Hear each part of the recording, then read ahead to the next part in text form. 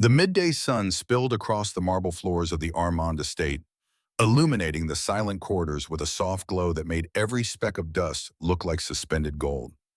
In the stillness of that grand mansion, a young housekeeper named Mara Ellington stood trembling near the open safe, her fingers brushing the edges of the ledger she was updating. She believed she was alone.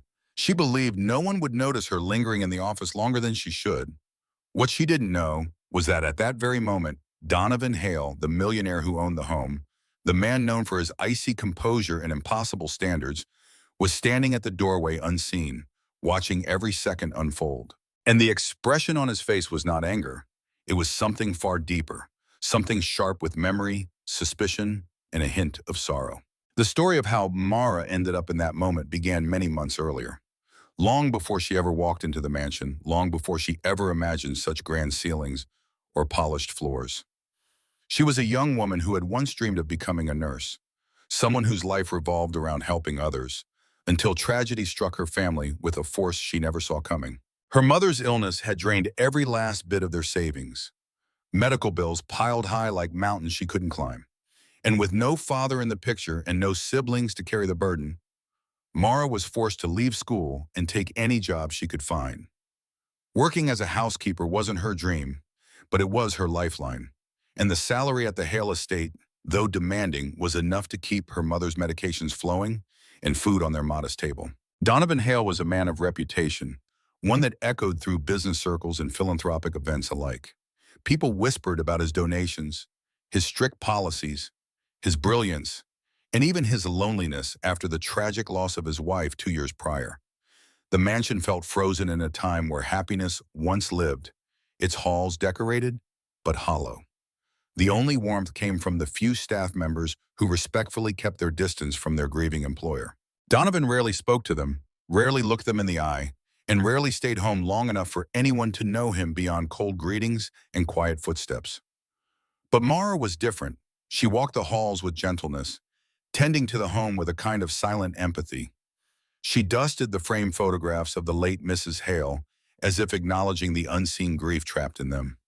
She arranged flowers in the hallways because she believed scents brought life back into cold spaces. And though she barely exchanged words with Donovan, he noticed her presence in ways he didn't fully understand. Her kindness was a quiet ripple in a stagnant pond, and though he tried to ignore it, he couldn't.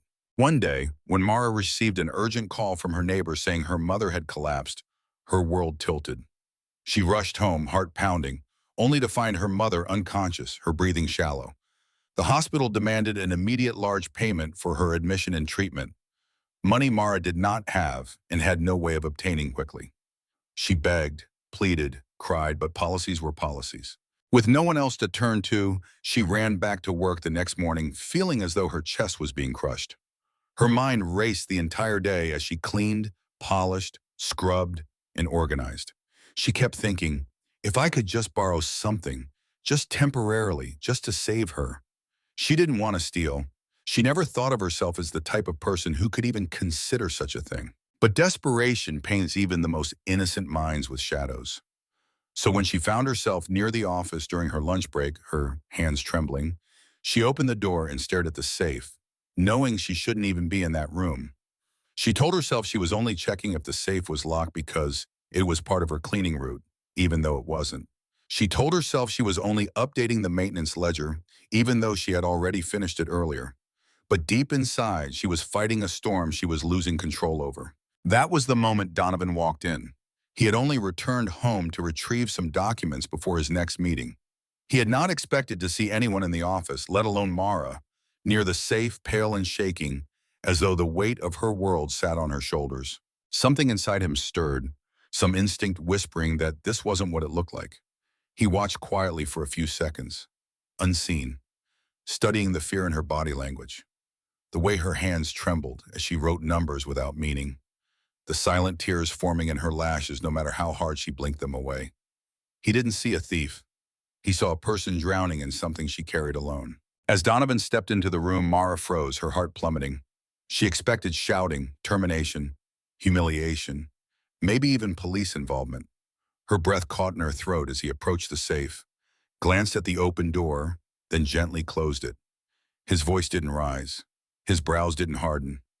Instead, he looked at her with quiet worry, a type of concern she had not felt from anyone in a long time. He asked her what was wrong, not angrily, not suspiciously, but as someone who genuinely cared. And that was all it took for her barriers to crumble. Tears poured down her face as she confessed everything. The illness, the bills, the fear of losing her mother, the moment of weakness that led her into that room. She didn't ask for forgiveness. She only asked for understanding, trembling as she waited for her fate. Donovan didn't fire her. Instead, he did something she never expected. He offered help, real help, without conditions, without hesitation. He arranged for her mother's hospital admission, paid the bills anonymously, and made sure Mara had the time she needed to care for her. When she tried to refuse, he told her that once long ago, someone saved him when he couldn't save himself. And helping her was his way of honoring that memory. Weeks passed, and Mara's mother slowly recovered. Mara returned to work with brighter eyes, deeper gratitude, and a resolve to live with even more integrity than before. Donovan, in turn, found that helping her had stitched together pieces of his own broken heart he thought would never heal. By the time spring arrived, the mansion no longer felt cold. It felt lived in, hopeful, a place where two wounded souls had offered kindness to each other without expecting anything in return. In the hushed corridors of a grand mansion, a desperate housekeeper named Mara stood trembling before an open safe, driven by the unbearable weight of her mother's medical bills. She believed she was alone until the millionaire owner, Donovan Hale, silently watched from the doorway. Instead of rage, he saw her pain, her love, her breaking point. With quiet compassion, he offered help without judgment, healing her family and mending pieces of his own grieving heart. This story reminds us that beneath every moment of weakness lies a story of love and struggle. True strength isn't in punishment, but in understanding. Seeing someone's humanity when they feel most unseen, and choosing kindness over condemnation. One act of grace can turn despair into hope, isolation into connection, and remind us that we all deserve a second chance. If this touched your heart, please hit like, share it with someone who needs hope, and subscribe to the channel for more stories that celebrate real compassion.